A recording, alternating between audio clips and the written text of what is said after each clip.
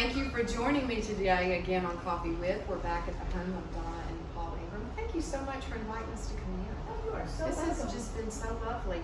I asked you to talk about the front door, which y'all can see behind us, and a few other things in this area that are unique and actually special. So let's just start with the front door. All right. Okay. Our front door was custom made by Andy Young and Thad Pratt. Andy is a glass artist over in Jackson with Pearl River Studios. He is known mostly for doing church windows. So any church windows that have been recently made probably had Andy's hand in them somewhere, some of the artists that work for him. But we've had pieces of Andy since we first got married.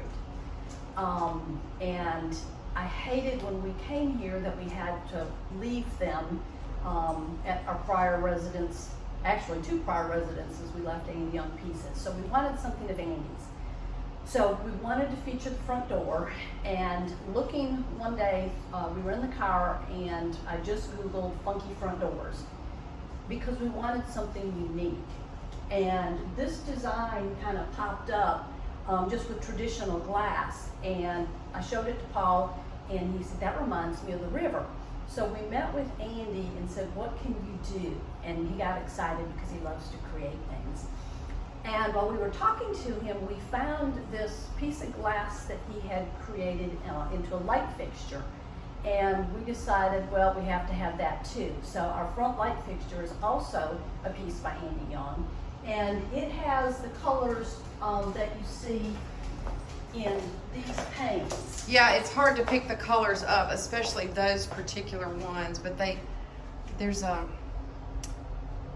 really a variegation, but Right. anyway, it's And at night they actually pop, but Yeah. in the daytime with the light a coming little through, bit harder not to as- see. It's hard to I pick can up. see that bottom one a little bit better. Right. And Andy also wanted to have kind of the oh gosh, I can't, prairie look. Is Yeah. that what it's called? In the design with his lead that he has. Mm-hmm. So he and Thad worked together. Thad designed a template, and so then Andy had to do the glass that fit his template so that it would fit in the wood. And I believe this is all mahogany that Thad did. So That's once beautiful. we picked up the glass, we brought it back to Thad, and then he put it in the door, and then Thad installed the door for us. And so this is kind of our entrance into some of the area where we have the art.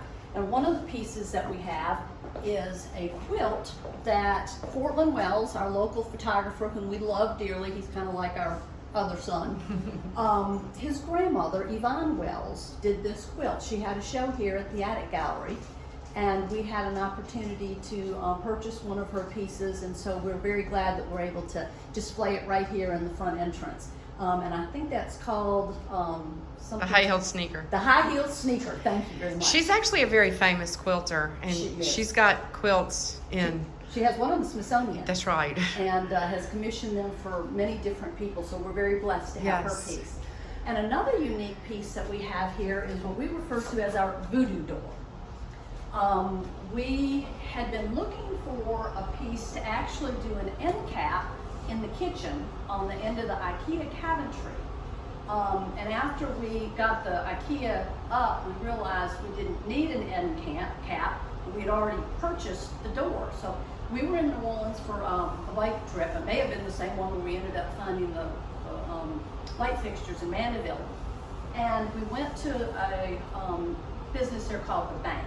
And I don't know if anybody's ever been there. It's similar to this old house, but they have all sorts of architectural features, old bathtubs and sinks and just you name it. It's kind of a warehouse full of stuff, but they have a lot of doors.